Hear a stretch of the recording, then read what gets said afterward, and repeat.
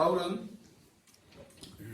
골로새서라고 하는 이 편지를 통해서 계속 복음에 대해서 이야기를 했습니다. 골로새서 1장부터 바울은 계속 복음을 이야기했습니다. 그리고 이 복음을 받아들인 사람들마다 예수님이 주인이 되어지는 그런 인생을 살아야 된다고 그렇게 우리에게 강조를 했습니다. 그렇습니다, 여러분. 복음의 가장 핵심적인 문제는 결국 뭐냐면 소유권의 문제입니다. 너의 소유권이 어디에 있느냐? 내 인생의 주인이 누구냐? 내 인생의 주인이 나냐? 아니면 예수님이시냐? 이것이 결국 복음의 핵심적인 문제입니다. 내가 주인이 되었던 내 인생의 소유권, 그 소유권을 주님 앞에 내려놓고 주님이 주인이 되어지는 삶을 사는 것, 그것이 바로 제자로서 우리가 걸어야 될 첫 번째 발걸음이다 라고 그렇게 바울은 강조하고 있습니다. 여러분들은 어떻습니까? 여러분들은 예수님이 주인 되셨습니까? 내가 가지고 있는 건강, 내 생명, 내 재산, 내 시간, 내 재능, 심지어 나의 자녀들까지도, 여러분, 그 모든 것이 예수님의 소유라고 그렇게 고백하십니까? 그 내 소유가 아닙니다. 주님 소유입니다. 여러분들의 소유입니까? 아니면 예수님의 소유입니까? 그게 바로 복음의 핵심이에요. 복음의 핵심. 자, 이렇게 그리스도가 주인 되신 삶이라고 하는 하나의 주제로 이야기하던 바울은 이제 예수님이 정말 우리의 주인이 되어졌다고 우리가 고백한다면 그 고백이 실천되어져야 하는 첫 번째 장소가 바로 가정이다, 그렇게 이야기하고 있습니다. 여러분, 참 재밌지 않습니까? 우리가 생각하기에는 그 고백이 실천되어져야 되는 첫 번째 장소가 예배당이 되어져야 될 것 같은데, 바울은 그 첫 번째 장소로 예배당을 이야기하고 있는 것이 아니라 가정을 이야기하고 있습니다. 가정. 사랑하는 여러분, 여러분들이 신앙의 사람이라는 것을 보여줄 그 첫 번째 장소, 그 첫 번째 장소가 예배당이 아니에요. 그 첫 번째 장소는 바로 가정입니다. 가정. 그것을 여러분들께서 기억하시기를 바랍니다. 자, 바울 사도가 이 편지를 쓰던 그 시대의 문화는 여자는 사람이 아니었습니다. 여자는 사람이라기보다는 거의 물건으로 취급되어지는 것이 그 시대의 문화였습니다. 노예처럼 팔리기도 했습니다. 극도의 남존여비에 시달려야만 했습니다. 남존여비가 뭔지 아시죠? 남존여비가 뭔지 아십니까? 남자가 존재하는 한 여자는 비참하다. 그게 남존여비입니다. 남존여비. 오늘 신혼부부도 있어서 이런 말을 하면 안 되는데, 우리 신혼부부 가정은 남존여 핵이 되시기를 바랍니다. 남편이 존재하는 한 여자는 행복하다. 그렇게 되시길 바랍니다. 자, 여자뿐만 아니라 어린아이들도 노예처럼 팔리던 그런 시대였습니다. 부모가 자식을 죽여도 그것이 법적으로 아무 문제가 되어지지 않았던 시대였어요. 우리가 지난 한 주 여수에서 있었던 충격적인 사건 다 아시죠? 여수에서 태어난 지 2개월밖에 안 된 쌍둥이 중 동생이 죽었어요. 그런데 엄마가 그 시신을 냉장고에 유기를 했습니다. 2년 동안. 2년 동안 유기를 한 아주 충격적인 사건이 발생을 했습니다. 우리 사회에서는 이것이 충격으로 받아들여지지만 이 바울이 살고 있던 이 당시에서는 이게 아무 문제가 되어지지 않았던 그런 시대였습니다. 그런 사회에서 바울이 오늘 던지고 있는 이 메시지는 문화적으로 상당히 충격적이다 못해서 혁명적인 말씀이었습니다. 오늘 본문을 보시면 아내들아, 그렇게 이야기합니다. 그리고 그렇게만 이야기한 게 아니라 남편들아, 또 이렇게 이야기해요. 부모들아, 이렇게만 이야기하는 것이 아니라 또 자녀들아, 이렇게도 이야기를 하고 있습니다. 아내와 남편에게 동등한 메시지를 지금 던지고 있습니다. 자녀와 부모에게 동등한 충고를 지금 바울은 던지고 있습니다. 이것은 이 당시 사회에서는 아주 충격적인 메시지였어요. 왜냐하면 아내와 남편을 동등하게 보았고 부모와 자녀를 동등하게 보았기 때문에 그렇습니다. 자, 이런 교훈이 가능할 수 있었던 이유 어디에 있었을까요? 오늘 본문을 이해하는 아주 중요한 열쇠가 되어지는 단어가 무슨 단어냐면 바로 주 안에서라고 하는 단어입니다. 주 안에서. 자, 이 표현이 본문에서 두 번 반복되어지고 있어요. 18절과 20절 말씀에 반복되어지고 있습니다. 자, 우리 그리스도인이라고 해서 믿지 않는 사람들의 가정과 크게 다를 것은 없어요. 그렇죠? 크게 다를 것은 없습니다. 우리가 그리스도인의 가정이라 할지라도 때로는 부부끼리 싸울 수도 있고요. 때로는 갈등이 있을 수도 있고요. 때로는 경제적인 문제로 어려움을 겪을 수도 있고요. 여러 가지 힘들고 어려운 상황들을 우리가 만날 수가 있습니다. 믿는 가정도 다 똑같이 그런 것들을 경험하면서 살아갑니다. 그런데 우리가 거듭난 사람들이라면, 우리가 정말 예수님을 주인으로 모시고 있는 가정이라면 믿지 않는 사람들보다 우리가 가정생활에 더 책임을 가져야 되지 않겠습니까? 오늘 성경은 그것을 이야기하고 있습니다. 너희들이 주 안에서 살아간다면, 너희들이 믿는 사람이라면, 너희들이 거듭난 사람이라면 적어도 믿지 않는 사람들보단 가정에서 더 책임감을 가지고 살아야 되지 않겠느냐. 지금 그것을 이야기하고 있습니다. 그것이 주 안에서 마땅한 일이고 그것이 주 안에서 하나님을 기쁘시게 하는 일이라고 그렇게 바울은 우리에게 강조하고 있습니다. 자, 그렇다면 우리 온누리교회 지체들이 추구해야 되는 가정의 모습은 과연 어떤 모습일까요? 오늘 바울은 우리가 세워야 되는 두 가지의 관계에 대해서 이야기를 하고 있습니다. 우리가 주 안에서 바로 세워야 되는 두 가지의 관계, 과연 무슨 관계일까요? 첫 번째, 남편과 아내의 관계가 바로 세워져야 됩니다. 남편과 아내의 관계가 바로 세워져야 됩니다. 자, 이미 말씀드린 대로 바울 사도는 남편의 책임과 아내의 책임을 동등하게 보았어요. 그런데 누구의 책임을 지금 먼저 이야기를 하고 있습니까? 순서상 누구의 책임을 먼저 이야기하고 있어요? 아내의 책임을 먼저 이야기하고 있어요. 왜 그럴까요? 왜 바울이 아내의 책임을 성경에 먼저 기록해 놓았을까요? 그것은 우리 하나님께서 레이디 퍼스트의 원칙을 철저하게 지키시는 분이기 때문에 그렇습니다. 그건 아니고요. 아마 더 높은 책임이 있는 사람을 뒤에다 적어놓은 것 같아요. 자, 18절에 있는 말씀을 아내 되시는 분들만 우리 같이 한번 읽어보겠습니다. 18절 아내 되시는 분들만 시작. 아내들아 남편에게 복종하라. 이들이 주 안에서 마땅하니라. 예, 여기 어떤 단어가 등장했냐면 복종이라고 하는 단어가 등장했습니다. 복종. 그렇다면 하나님께서 아내에게만 일반적으로 복종을 요구하셨을까요? 우리가 그렇게 결론을 내리면 안 돼요. 이 말씀과 똑같은 구조로 이야기하고 있는 에베소서의 말씀이 있습니다. 에베소서 5장 말씀에 보면 바울이 이런 이야기를 해요. 에베소서 5장 21절 말씀에도 보니까 남편들아 아내들아 이야기를 하면서 뭐라고 이야기를 하냐면 이런 이야기를 합니다. 자, 에베소서 5장 21절 같이 한번 읽어보겠습니다. 시작. 그리스도를 경외함으로 피차 복종하라. 자, 여기에서는 누가 복종을 해요? 피차 복종합니다. 피차 복종하는 거예요. 그러니까 성경은 결코 아내들만의 일반적인 그런 복종을 이야기하고 있지 않습니다. 우리는 피차 복종해야 됩니다. 우리가 예수님을 우리 인생의 주인으로 모셨다면, 그리고 우리가 거듭난 사람들이라면 우리의 주인이 누구예요? 예수님이세요. 예수님이 우리의 주인이세요. 믿으십니까? 네, 예수님이 우리의 주인이십니다. 자, 그분이 우리의 주인이라면 우리는 그분의 말씀 앞에 복종해야 합니다. 주인의 말씀 앞에 복종해야 돼요. 그리고 주님에게 그렇게 복종하기를 원하는 사람들은 그리스도를 경외하는 마음을 가지고 그리스도께서 사랑하는 모든 사람들을 마치 그리스도를 대하듯 사랑하면서 섬겨야 합니다. 자, 그런데 하나님께서 사람을 지으실 때 특별히 남자와 여자로 다르게 지으셨어요.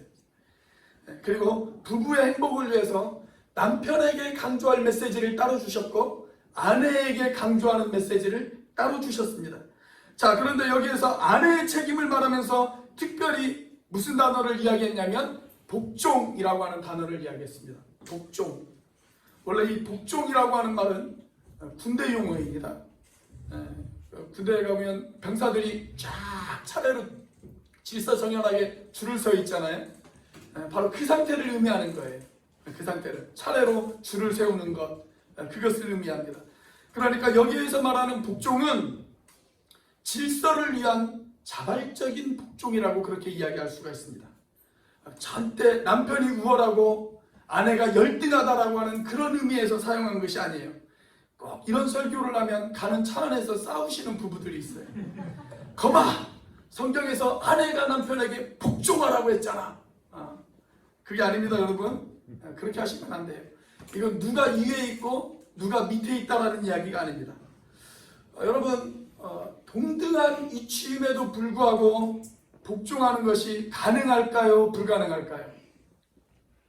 잘 모르시겠어요? 동등한 이치예요. 동등한데 서로가 서로를 위해서 누군가에게 복종하는 것이 가능할까요? 가능하지 않을까요? 가능합니다. 가능해요. 그 최고의 모범을 보여주신 분이 누구시냐면 우리 예수님이십니다. 여러분, 하나님과 예수님과의 관계를 한번 살펴보세요. 자, 하나님이 높습니까? 아니면 예수님이 높습니까? 누가 높아요? 하나님이 더 높습니까? 하나님이 높다라고 이야기하시는 분들은 이단이 될 가능성이 충만하신 분들이십니다. 충만하신 분들이세요. 여러분, 우리 예수님은 하나님과 동등하세요? 동등하신 분이십니다. 동등하신 분. 그런데 예수님께서 이 땅에서 어떤 삶의 모습을 살았는지 그걸 한번 살펴보세요. 어떤 모습을 사셨습니까? 그분은 철저히 아버지 되신 하나님의 말씀 앞에 복종하는 삶을 사셨습니다. 그것은 하나님보다 열등해서가 아닙니다. 동등한 위치지만 우리를 구원하고자 하는 하나님의 그 뜻을 이루기 위해서 그분은 스스로 자발적으로 복종의 삶을 사셨습니다. 마찬가지로 한 가정 안에서 하나님의 뜻을 이루기 위해서 성경은 아내들이 남편들에게 자발적으로 복종해야 한다라고 그렇게 이야기하고 있습니다. 한때 우리 사회에서 여자들만 걸리는 아마 치명적인 불치병이 하나 있었어요. 여자들만 걸리는 치명적인 불치병. 그 병의 이름이 뭔지 아십니까? 공주병이었습니다. 공주병. 예전에 어떤 한 형제가 저한테 그러더라고요. 형제, 공주병이 뭔지 아세요? 그러더라고요. 그래서 뭔데요? 그랬더니 공상만 하면서 주둥이만 나불거리는 병입니다. 그런 얘기를 하더라고요. 근데 여러분, 이 공주병을 치료하는 백신이 나왔다는 거 아십니까? 공주병을 치료할 수 있는 유일한 백신. 그게 뭔지 아세요? 남편을 왕자로 만들면 됩니다. 아내 되시는 여러분, 주 안에서 남편에게 복종하시기를 축원합니다. 아는 소리가 상당히 좋네요. 다시 한번 말씀드리겠습니다. 주 안에서 남편에게 복종하시기를 축원합니다. 아멘 하신 분들만 복이 있기를 원합니다. 자, 이제 바울 사도는 남편의 책임에 대해서도 이야기를 합니다. 남편의 책임. 19절입니다. 우리 남편 되시는 분들만 같이 한번 읽어보겠습니다. 시작. 남편들아, 아내를 사랑하며 괴롭게 하지 말라. 자, 바울은 여기에서 먼저 남편들아, 아내를 사랑하라 그렇게 이야기합니다. 아내를 사랑하라. 당시에 남자와 여자 사이의 사랑을 이야기할 때는 일반적으로 에로스라고 하는 단어를 사용했습니다. 그런데 바울은 여기서 특이하게도 아가페라고 하는 단어를 사용하고 있습니다. 아가페. 이것은 조건이 없는 사랑을 이야기하는 것입니다. 이것은 자신의 전부를 내어주는 희생적인 사랑을 이야기하고 있는 것입니다. 자, 그런데 거기에서 끝나지 않고 한 가지 당부를 더했어요. 뭐라고 했습니까? 괴롭게 하지 말라 그렇게 이야기했습니다. 괴롭게 하지 말라. 아마도 하나님께서는 미리 아셨던 것 같아요. 남편이 아내를 괴롭게 할 수 있는 다분한 소지가 있다는 것을 하나님께서 아시고 이런 당부를 성경에다가 기록해 놓지 않았을까? 저는 그렇게 생각합니다. 가끔 아내에게 매맞는 남편도 있어요.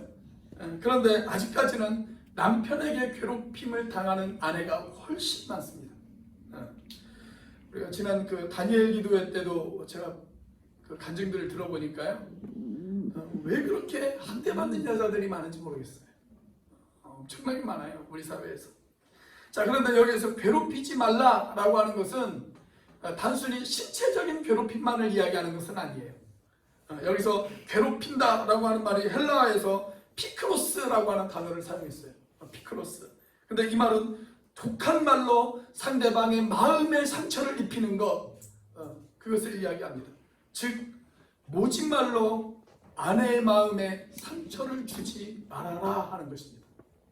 말로 상처를 주지 말아라. 여러분, 여자는 남자보다 훨씬 더 감성적인 존재예요. 그래서 남편이 무심코 던진 한마디에 아내의 삶이 형편없이 무너질 수도 있습니다. 여러분, 아내가 무너지면 가정이 어떻게 바로 세워질 수 있겠습니까? 그러므로 성경은 남편들에게 아내를 사랑할 뿐만이 아니라 아내를 괴롭히지 말라고, 아내의 마음에 상처를 주는 말을 하지 말라고 그렇게 이야기하고 있습니다.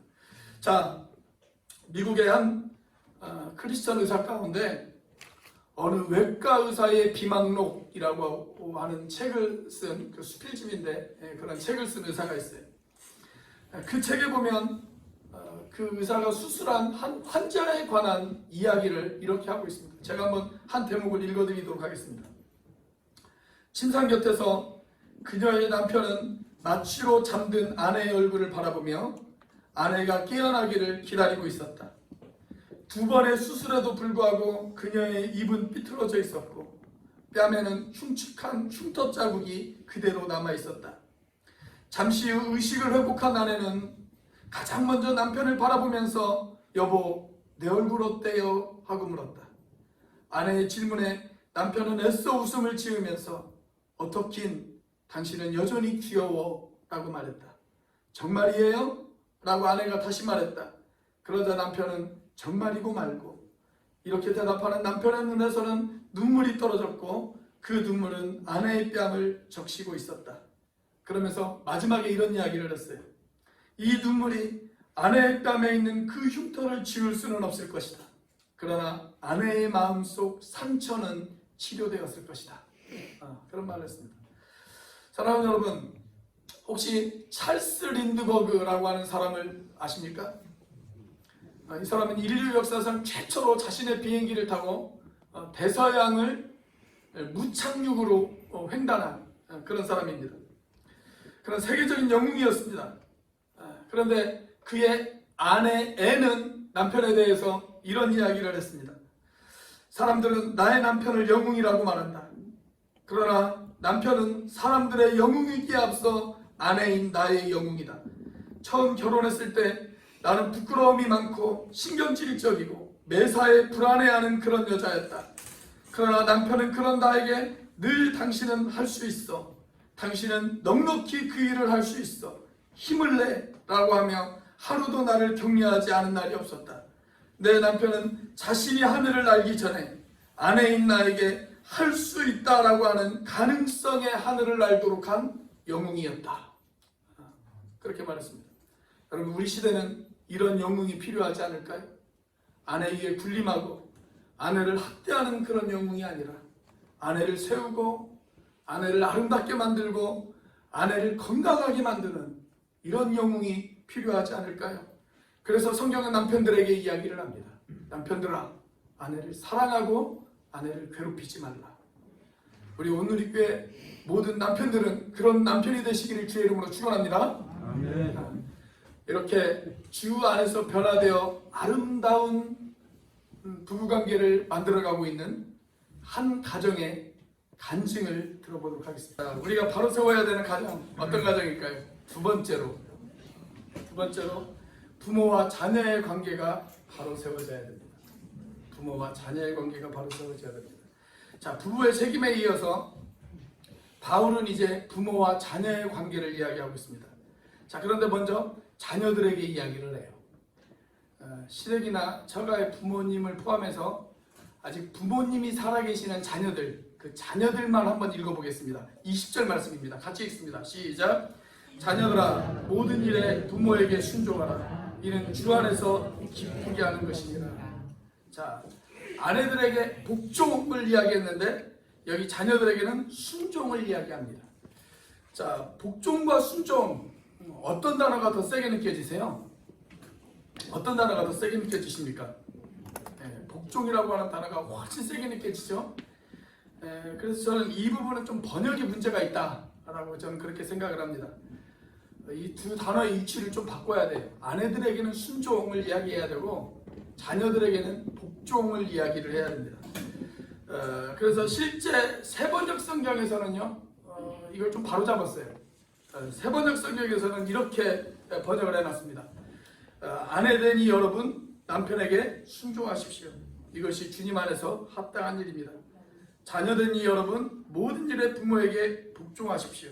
이것이 주님을 기쁘게 해드리는 일입니다.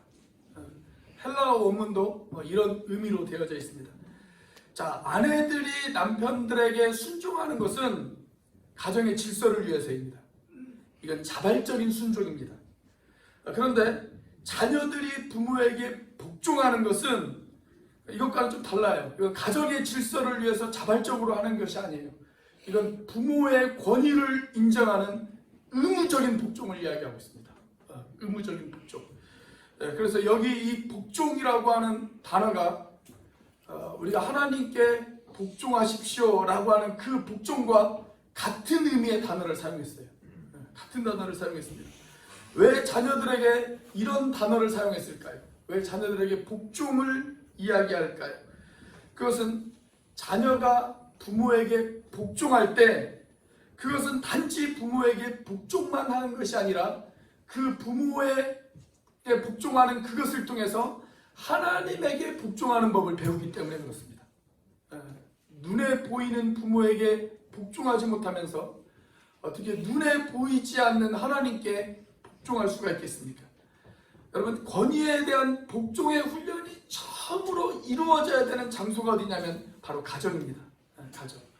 그래서 제가 목회 활동을 하면서 하나님을 사랑하지 못하고 하나님 앞에 온전한 신앙생활을 하지 못하는 사람들의 모습을 보면 어릴 때부터 그 가정 안에서 복종하는 법을 제대로 훈련하지 못한 사람들이 상당히 많이 있는 것을 볼 수가 있어요.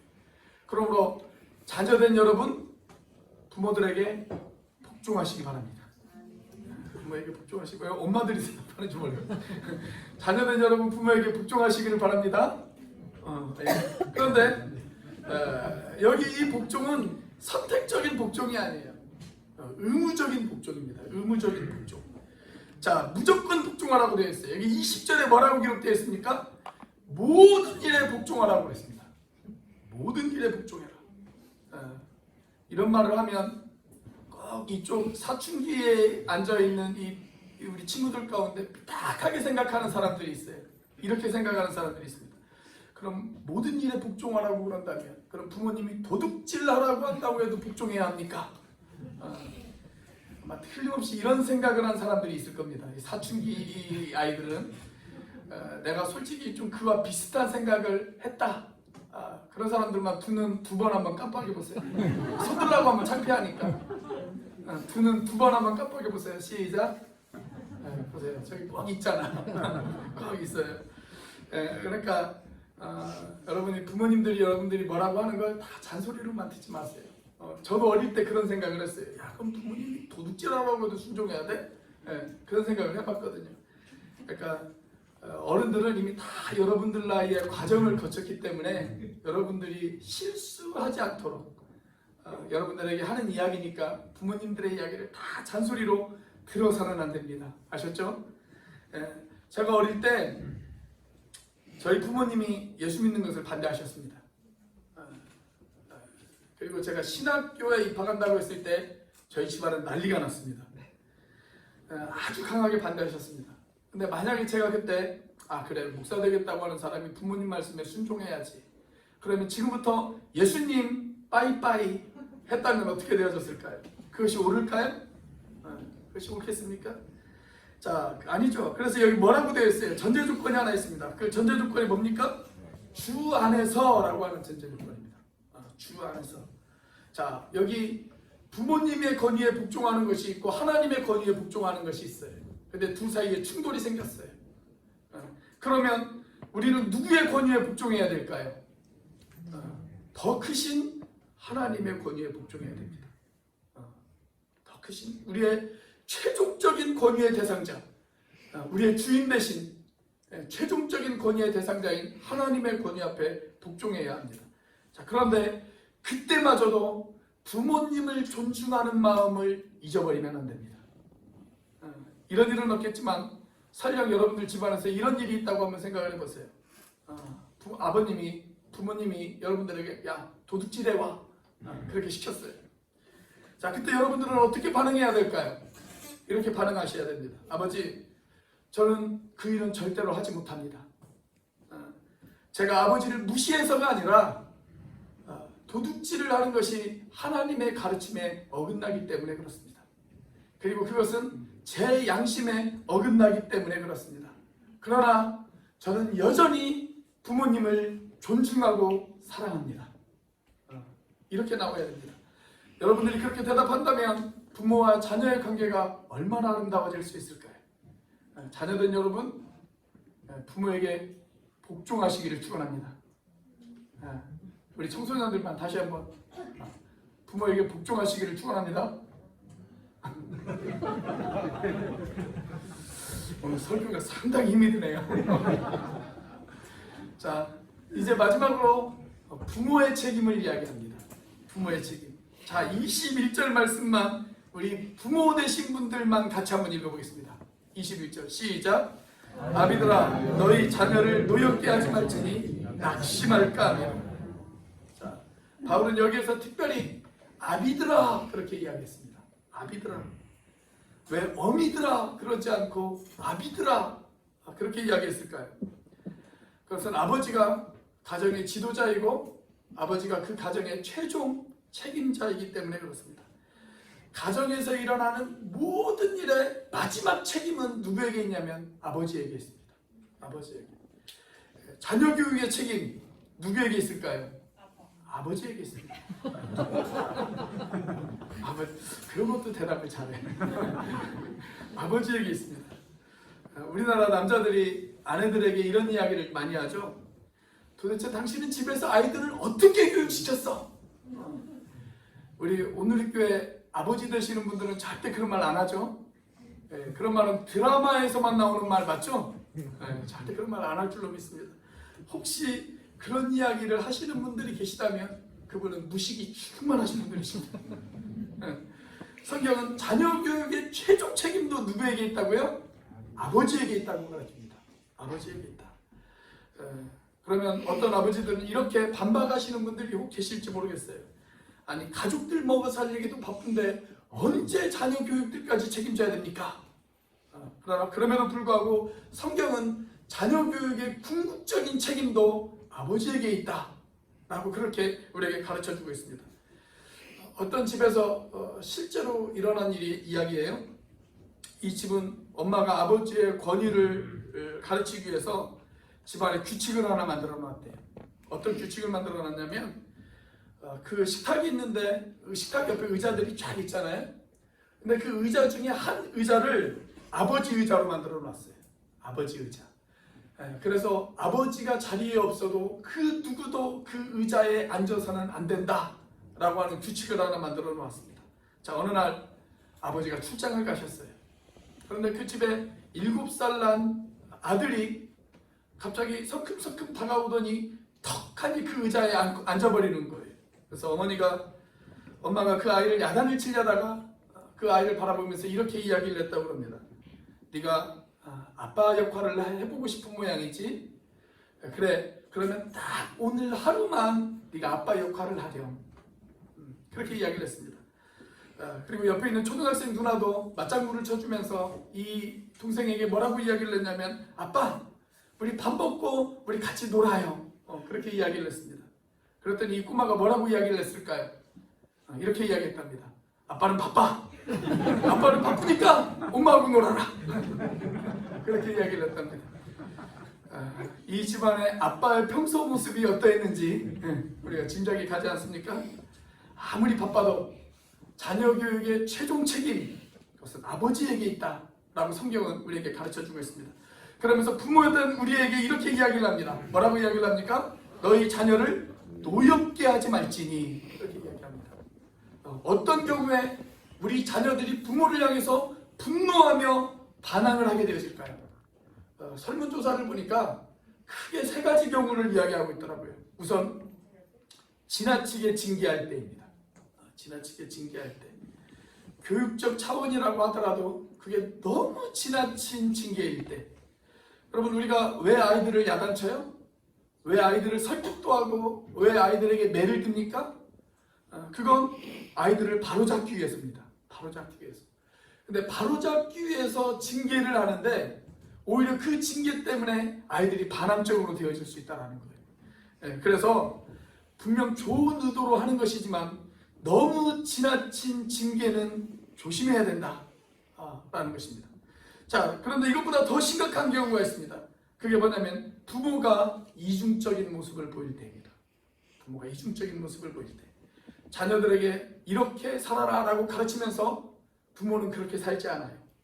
그때 자녀들은 부모를 보면서 반항심을 키운다는 거예요. 자기들은 그렇게 하지 않으면서 그러면서 저는 저희 아이들이 제일 무서워요. 저희 아이들이 앞에서 설교하는 게 제일 무섭습니다. 제일 무서워요. 저는 저희 애들을 데리고 마트에 한번 갔다 온 적이 있거든요. 근데 아마 갔다 오는 길에 제 앞에 확 끼어드는 차가 있었어요. 제가 양보를 하지 않았던 것 같아요. 그 차에. 그랬더니 뒤에서 저희 막내가 저한테 하는 얘기가 뭐냐면, 아빠, 목사님이 그러면 안 되지. 그때 그 이야기가 마치 하나님의 음성처럼 들렸습니다. 하나님의 음성처럼 들렸습니다. 여러분, 우리 아이들이 다 보고 있습니다. 다 보고 있어요.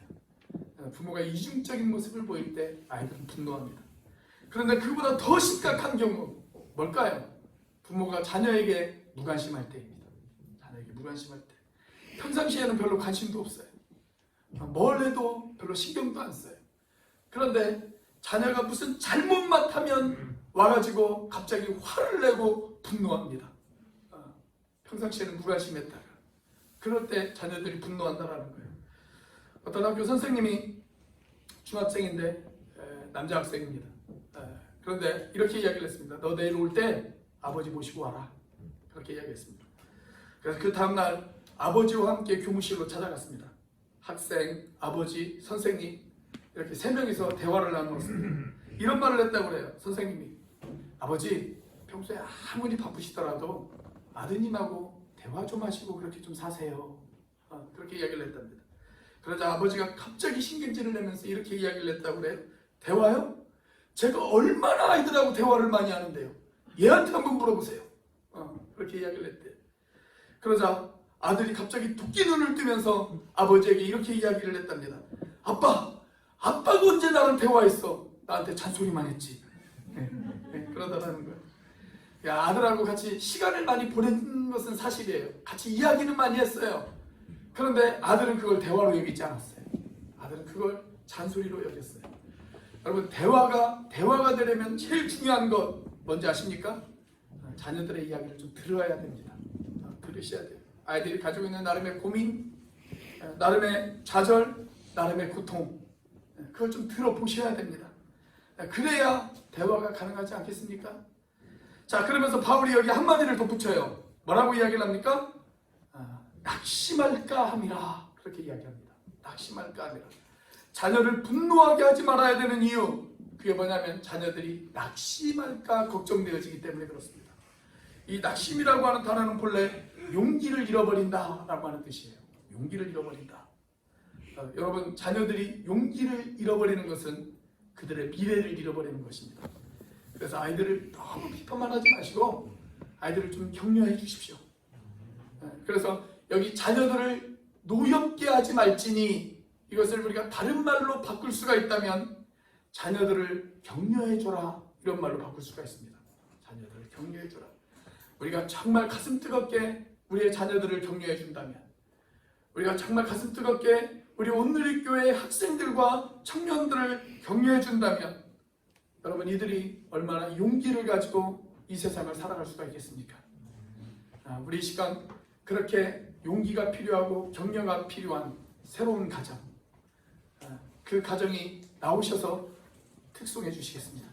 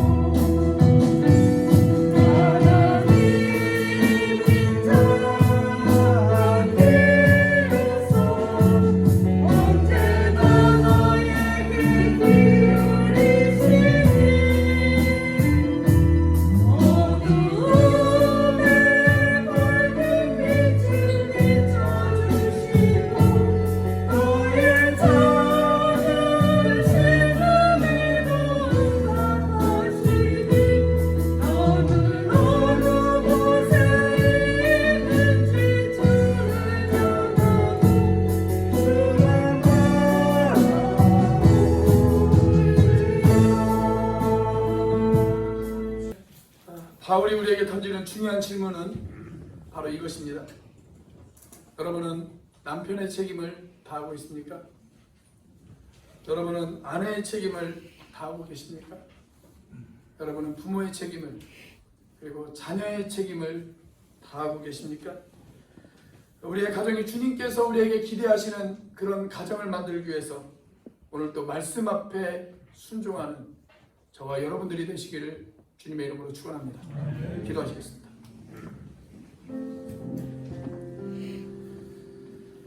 사랑하는 여러분, 가정들이 행복해야 교회가 건강할 수 있습니다. 우리의 가정이 어떻게 행복할 수 있을까요? 우리 안에 사랑이 넘치면 됩니다. 사랑이 있는 그곳에 하나님께서 함께 거하십니다. 예수님이 우리의 주인으로 모신 그 가정에 정말 우리의 소유권이 주님 앞에 있다고 고백했을 때 우리의 가정은 변화되어질 것입니다. 우리의 가정은 바뀔 것입니다. 남편은 남편의 책임을, 아내는 아내의 책임을, 부모는 부모의 책임을, 자녀는 자녀의 책임을 다할 것입니다. 하나님, 우리의 가정이 그런 사랑의 나눔이 있는 가정이 되어줄 수 있도록 도와주시옵소서. 우리 시간 같이 한번 한 목소리로 하나님 앞에 기도하도록 하겠습니다. 같이 기도합니다. 할렐루야. 살아계신 역사하시는 하나님 아버지 감사합니다.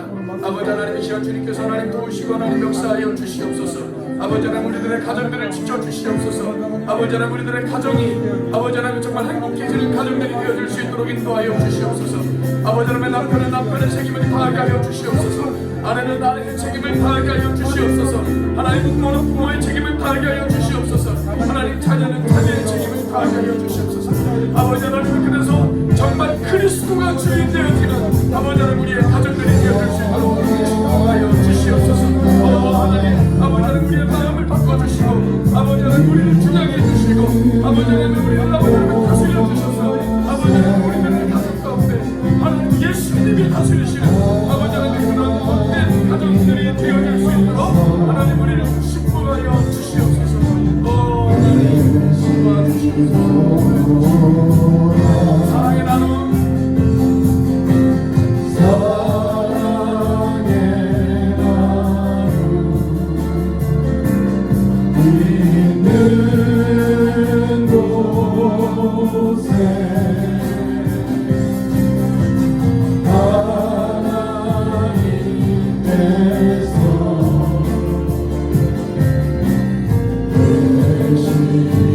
다시 한번 고백해볼까요? 사랑의 나눔 있는 곳에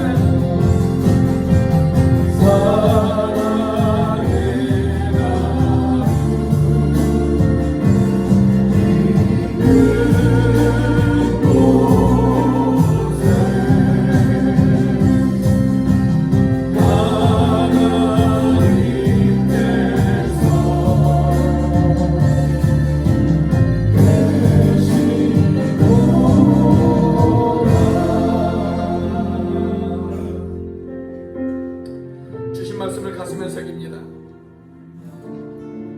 신랑 되신 주님이 신부인 교회를 사랑하듯 신부된 교회가 신랑이신 주님께 순종하듯 하나님 우리의 가정이 그렇게 되어지게 하여 주시옵소서.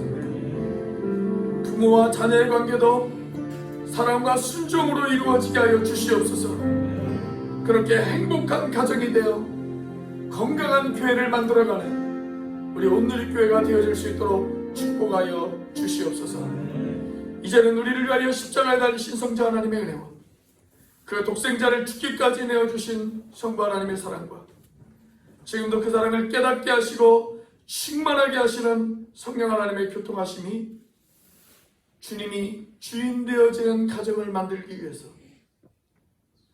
서로가 서로의 역할에 충성하며 책임을 다하는 그런 가정을 이루기를 소망하는 우리 온누리 교회 지체들 머리 위에, 그리고 이제 결혼을 앞둔 이해동 이은혜 신랑 신부 머리 위에 지금부터 영원까지 함께 하시기를 간절히 축원하옵나이다. 아멘.